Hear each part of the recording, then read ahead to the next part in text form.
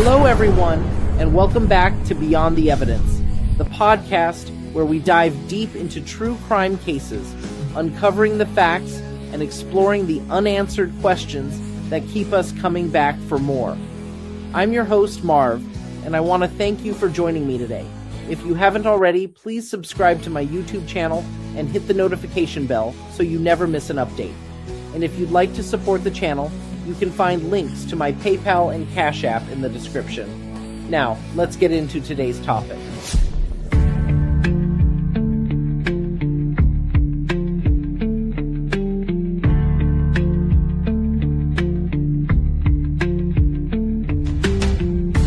In the shadows, where the truth lies, Marv's on the case, with justice in her eyes. Unsolved mysteries, voices lost in time. She digs deeper, uncovering the crime. Beyond the evidence, she'll fight the fight.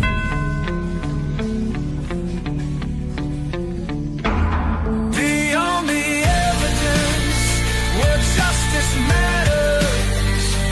Marv's the voice for the voiceless, breaking all the patterns, facts and theories, clues and controversy. Join the journey, uncovering the mystery. This is Beyond the Evidence, where justice prevails, with Marv leading the way. Truth never fails. Now get ready for this live stream. Super chat, highlight your message. Don't fall victim to the irrelevance. Hit that like, share, subscribe to Marv's Beyond the Evidence.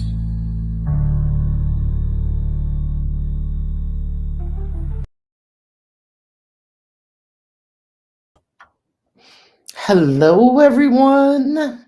Are you able to hear and see me? Just waiting for those that are in the chat to give me the thumbs up. I am here with my new internet and hope that it's working well. All right, I got a yes. So tonight I'm going to bring you the missing person story of Sebastian Rogers. All of us have been following this for the past year. There has been so much turmoil in this case.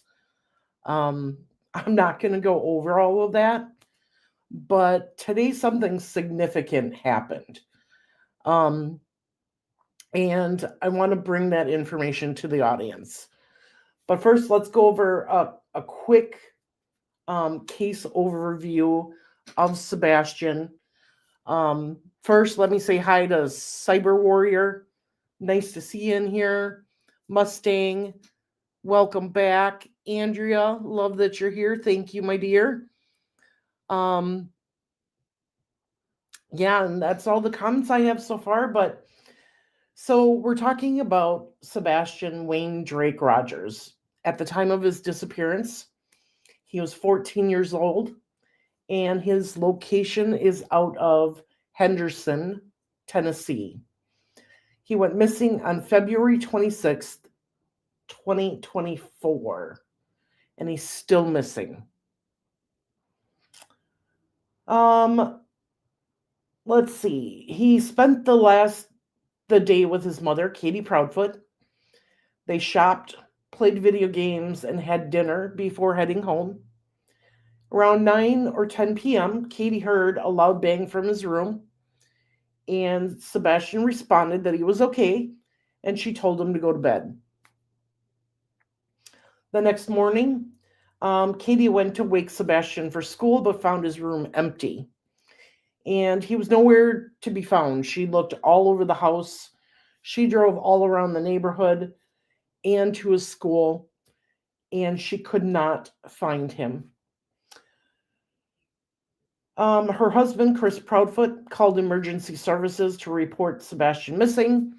And I believe Katie was on the phone with him at this time. Authorities launched a extensive search for Sebastian, as he does have autism. He's high functioning autism, but that search involved not only people on the ground, but helicopters, drones, canine units, and volunteers.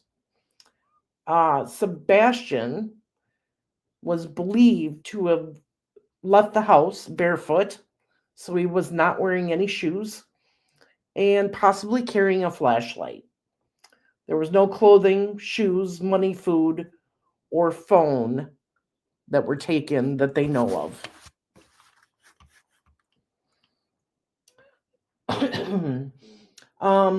So as I said, Sebastian is autistic, which may affect how he responds to unfamiliar environments or people.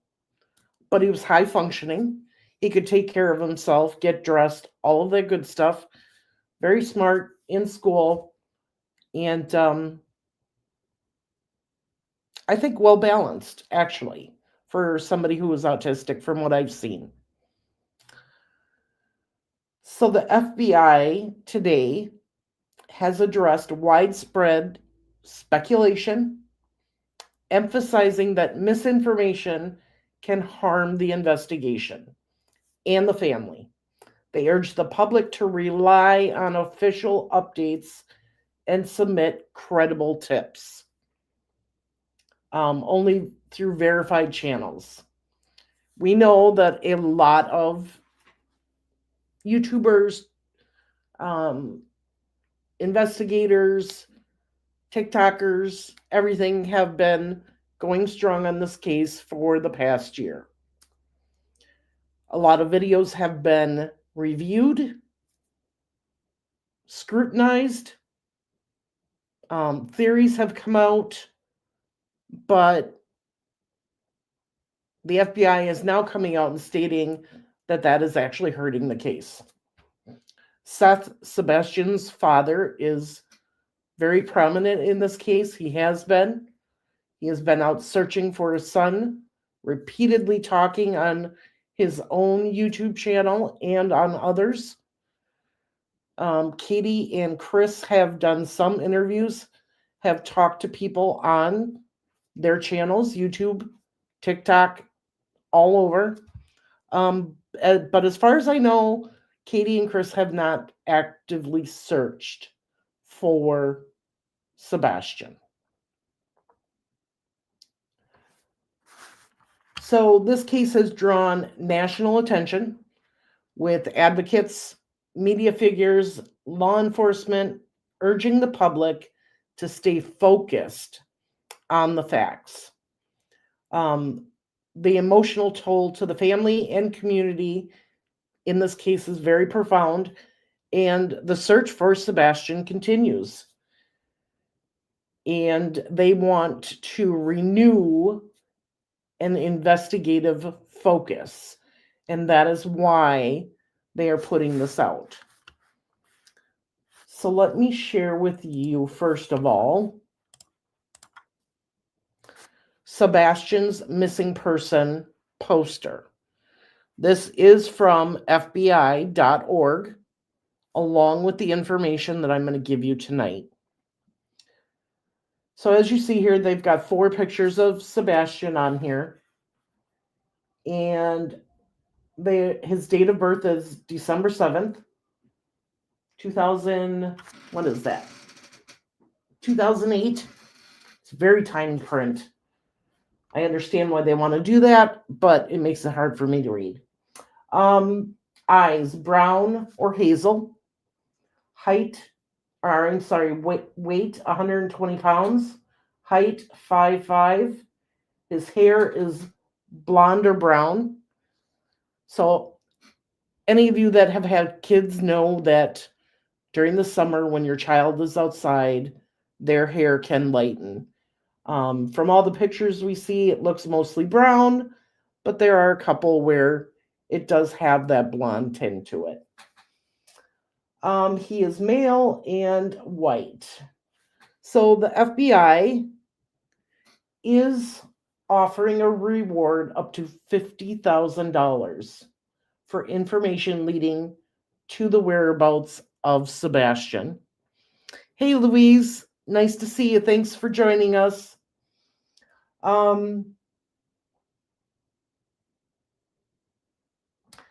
Says Rogers has ties to Clarksville, Tennessee. So he was last seen on February 25th, 2024 in the area of Stafford Court in Hendersonville, Tennessee. He was wearing a black sweatshirt, black sweatpants, and black square frame glasses. Sebastian has medical conditions, including autism, that may impair his ability to return safely without assistance.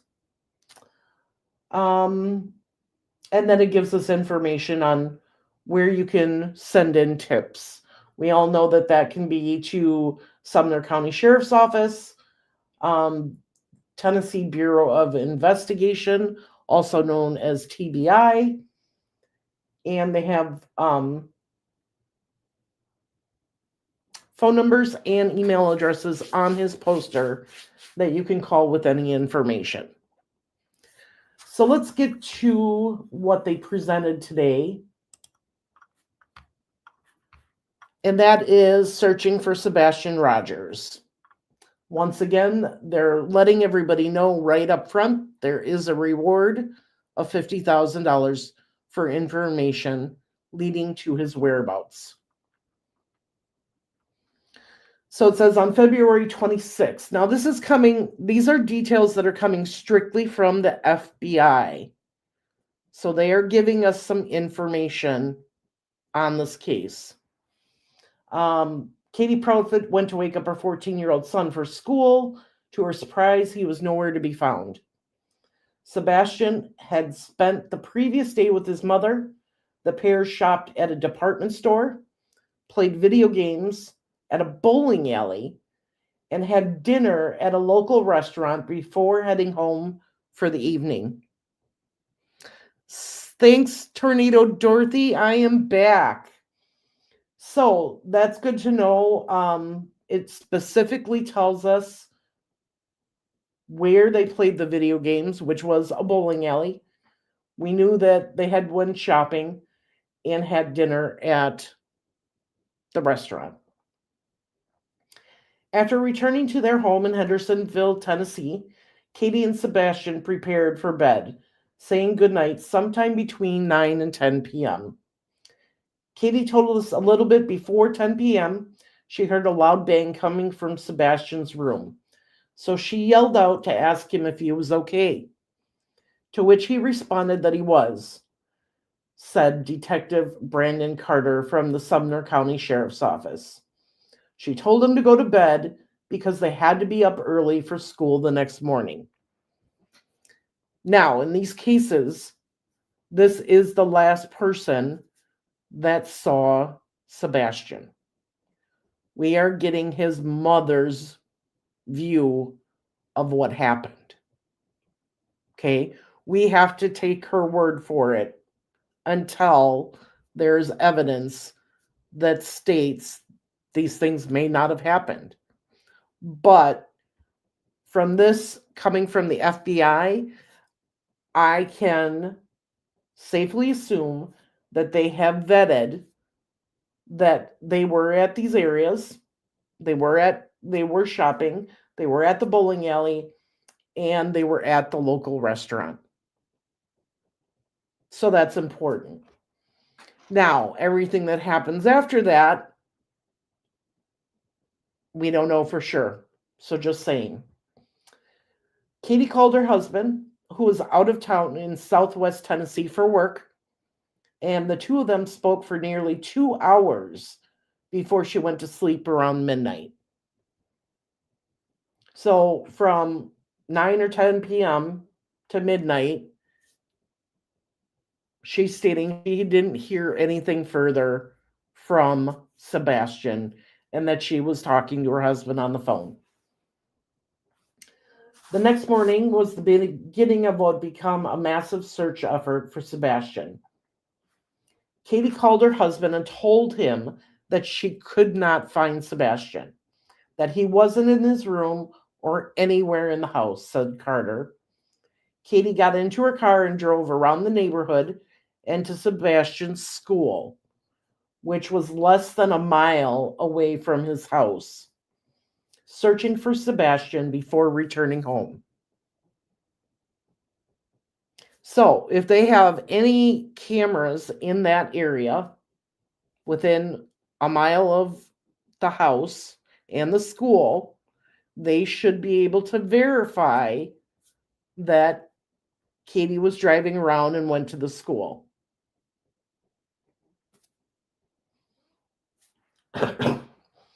In the early days of the search, it seemed Sebastian vanished without a trace.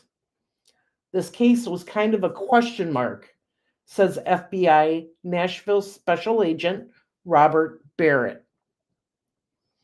Mom wakes up and he is just gone. There's a question mark, and we've got to figure out what happened. The question mark only grew bigger as the search went on. Sebastian did not take any clothes, shoes, money, food, or his cell phone, said Carter. And that tells me that they have specifically verified no cell phone. Katie's telling them that no clothes or shoes were missing, and that none of the food was missing.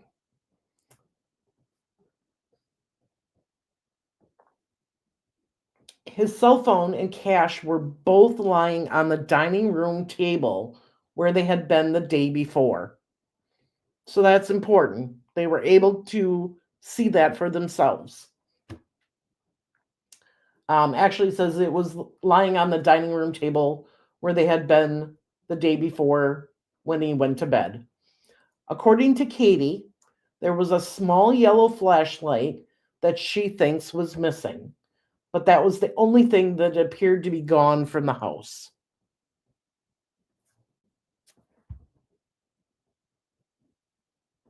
I don't know. I mean, I don't know that I would recognize that a small yellow flashlight was missing unless my child always went somewhere with that flashlight. So I don't know, for you that have been following this case more, is that something that you can answer? Do you know, did Sebastian go around with a flashlight and that's why Katie noticed this?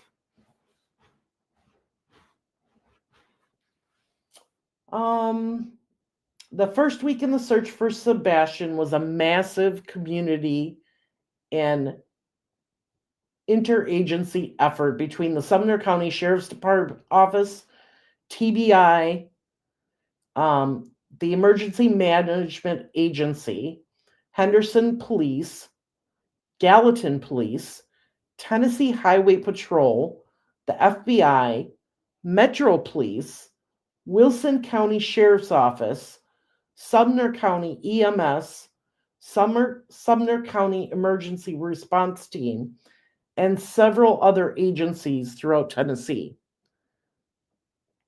They are specifically naming who was involved during this time that they were conducting these extensive searches. So that's important. So we know multiple agencies were looking for Sebastian and looking into where he had been, what he had seen, where he had been seen, and things like that.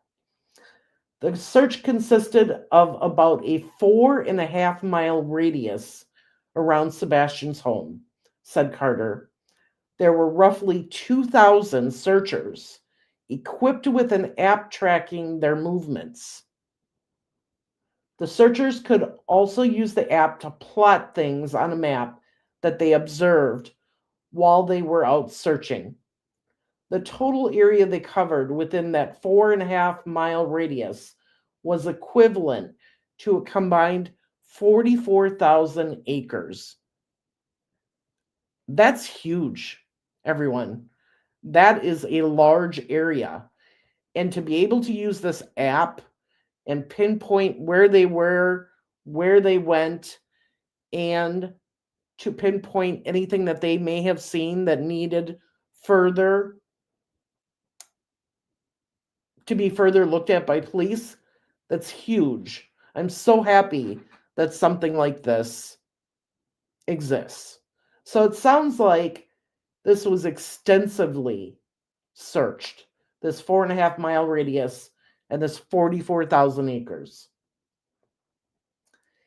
In addition to ground searchers, law enforcement employed every available resource at their disposal to locate Sebastian.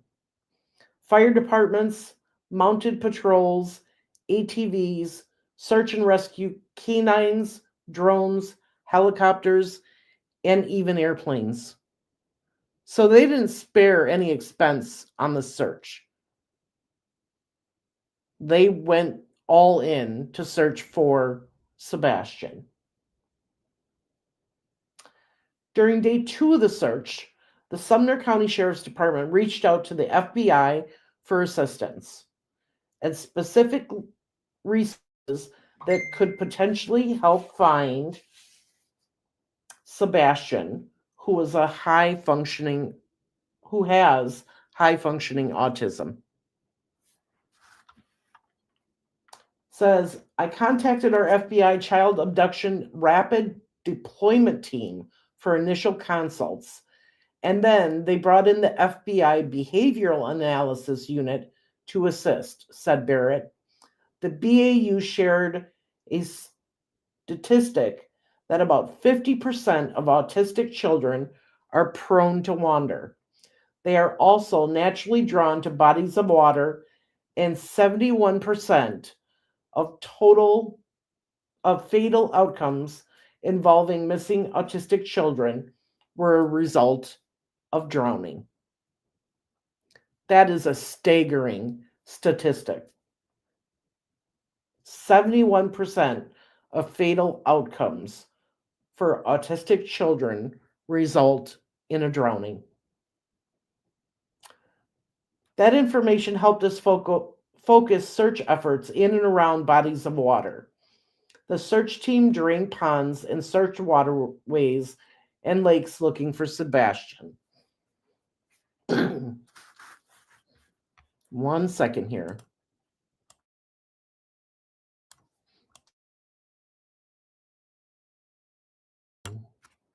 Okay. In addition, law enforcement searched almost every home in the neighborhood, video recordings from nearby homes, and a dashboard camera in Katie's car showed that Katie and Sebastian didn't leave the house after their return home from dinner, and that no other cars were seen coming or going from Katie's home during the evening and early morning hours of the night or day Sebastian disappeared. That is a huge, huge thing that we've been told. So that dash camera on the car provided the information to law enforcement that Sebastian had been in the car when they returned home. So that truly does tell us that he was in the car because the dash camera showed that he was in the car. And it also showed that they didn't leave the house after their return home from dinner, and that no other cars were seen coming or going from the home during the evening and early morning hours of the night or day Sebastian disappeared. So that's huge. It's saying no one came in or out. So where did Sebastian go? How did he get out of the house?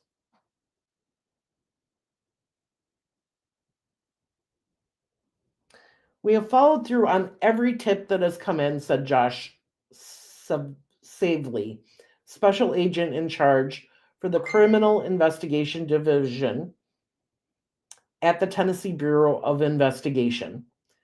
Some of those tips we continue to examine at a deeper level, but the vast majority we have cleared as either being irrelevant or ended with no results. That is another huge statement by the FBI. The majority of those tips have been cleared as being irrelevant or ending with no results.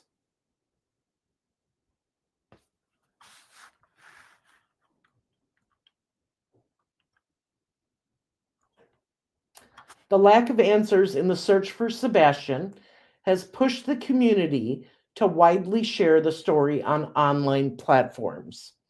But law enforcement reminds the public to be wary of misinformation from unverified sources. Sebastian's disappearance has deeply affected our community, said Carter. We understand the desire for the community to want answers and for us to explain every step of the investigation. We ask that the community refocus on what matters most, and that's finding Sebastian. Staying united and supportive will bring us closer to the answers that we're looking for. They're asking you to promptly share tips and information with the Sumner County Sheriff's Office, the Tennessee Bureau of Investigation, or the FBI, and that is the best way to help find Sebastian. If you have any information concerning the whereabouts, contact the Sumner County Sheriff's Office at 615-451-3838 or the TBI at 1-800-TBI-FIND or tips to TBI at tbi.gov.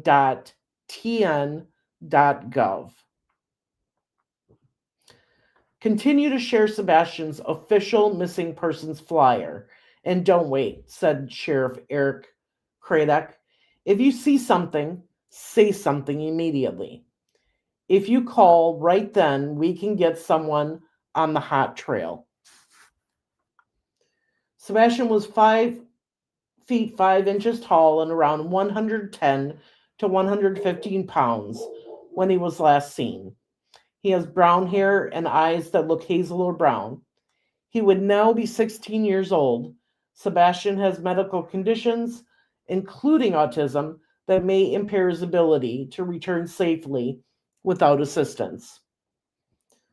Once again, they talk about the $50,000 reward for information leading to his whereabouts. Says Sumner County Sheriff Office, TBI, and FBI are still working collaboratively, sharing tips and information, and urging the public to work with law enforcement in hopes of bringing Sebastian home. Now, under this, they put case rumors versus reality. And this is important because they're specifically calling out two rumors. Okay? The flashlight theory. And they said 2 rumors in the search for Sebastian have been disproven, meaning they are false.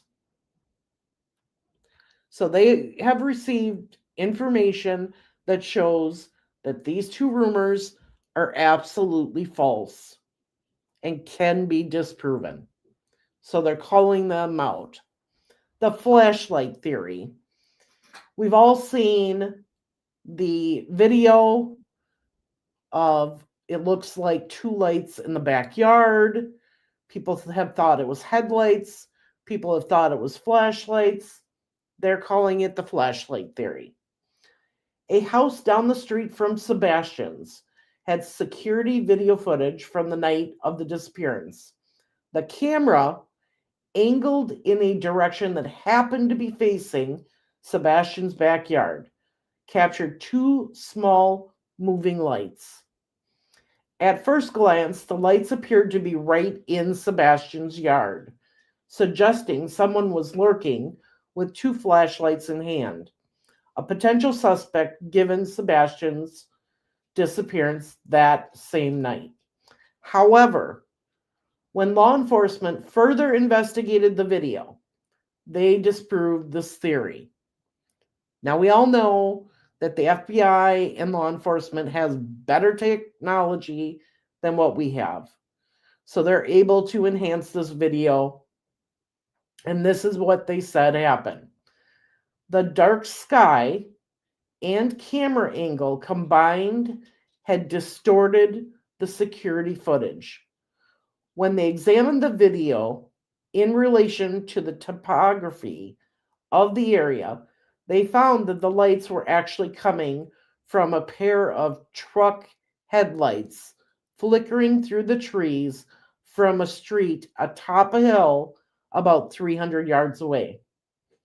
Law enforcement further investigated to confirm that the flashlights were actually headlights. So, as it's been previously reported, yes, these were headlights, but it wasn't from a garbage truck. It was from another vehicle on a hill about 300 yards away.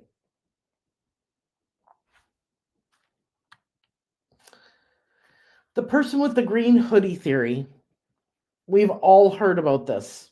This person looked suspicious, especially if you watch the video of them at the restaurant.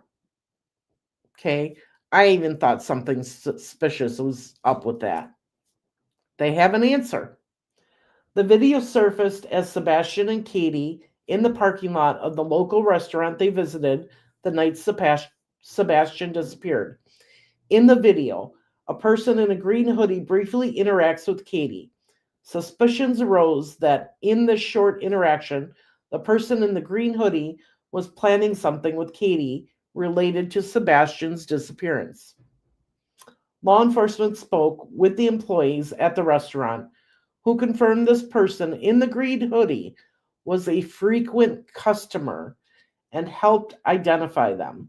Law enforcement went to meet this person who happened to be wearing the same green hoodie in the video and confirmed they were not a suspect.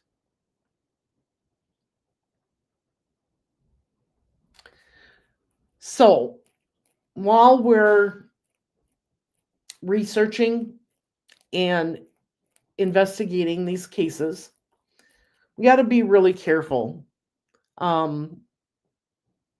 There are theories that we throw out, right? There are videos that we analyze and look at and try to glean information from.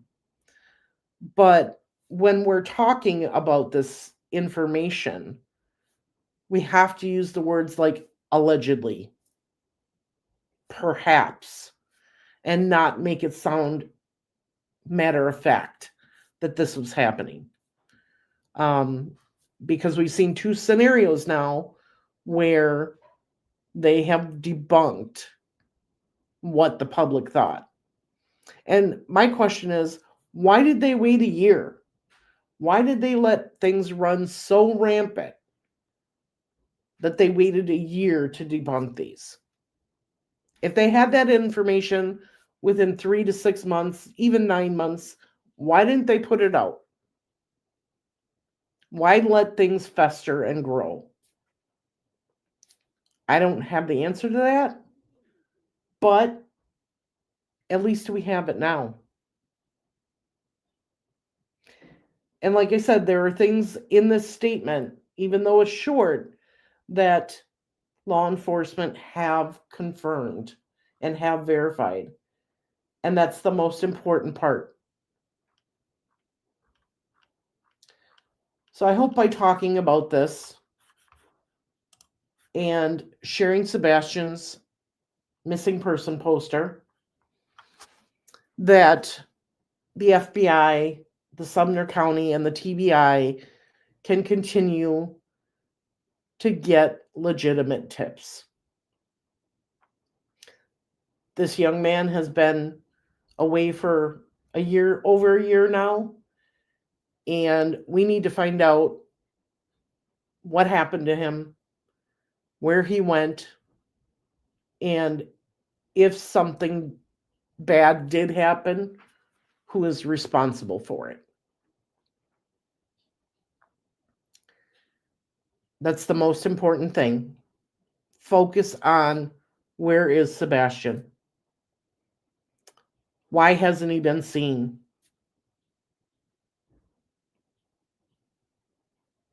Why did it not show that he left the house, at least through the front? You know, what do police know that they're not telling us? It's very standard for them to keep information from us. So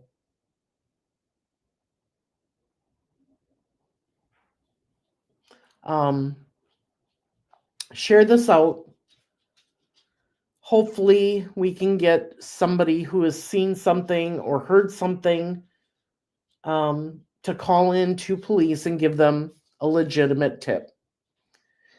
And just be careful when you're watching, you know, these shows and these channels on YouTube and TikTok and other platforms, and take what they're saying with a grain of salt. You know, yes, they're saying this is what I see, this is what happened, but that's only their perception. Things could be different.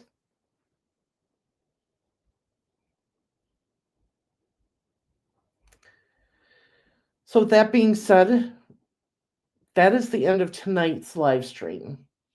Tomorrow, I have to find out from my husband when he's going to be gone. And we are going to talk about the Donna Adelson verdict, and listen to the verdict and to the two victim impact statements that were made by the mother and father of Dan that was unalived. We're going to give a brief overview of that case. And then with that, I'm going to give a short, just a short update on the Megan Boswell case also. She had sentencing today. So give you a short update on that, but we're going to go over Donna Adelson quite and extensively, and watch that when the judge gave her verdict. All right, and then Andrea says we can do Jay's case whenever. It will just be me. Okay, perfect. Sunday, we will be starting True Crime News. It looks like the lives are going to be at 6 p.m. each night. That'll give us time. I won't be in a rush. If they last a couple hours, so be it. So Sunday nights are going to be True Crime News. And Monday is going to be Missing Persons. Tuesday, we're going to continue with, I believe it's the Howard County cases, and showing the cases that Prosecutor Mark McCann are messing with and the families. Wednesdays are going to be, we are going to continue with the testimony from the Richard Allen trial. And then Thursdays, we're going to start talking about Tabitha's case again, and Oline Emberton, since they are from the same city. So, Andrea, we can set up a time to do that. Since you're home all day, I'm home all day. That may just be an extra live for the day that we get to do. And as stories hit, I will try to get online as quickly as I can and put those out. There's a lot of things to go over on Sunday with the true crime news. Some very, very horrifying cases that have popped up, updates on some other cases, things like that. So join me then. It's always going to be at 6 p.m. That's Central Time. So for Indiana folks, it's going to be 7 p.m. Eastern. Thank you once again for joining me tonight. I am so glad that this live stream worked. I didn't hear anybody saying that it glitched or that my comments were glitching and you couldn't hear what I was saying. So it tells me that this new internet is working well, and I'm excited about that because that means that I can be on here with all of you even more. Thank you for joining me, and have a good night, everyone. Bye.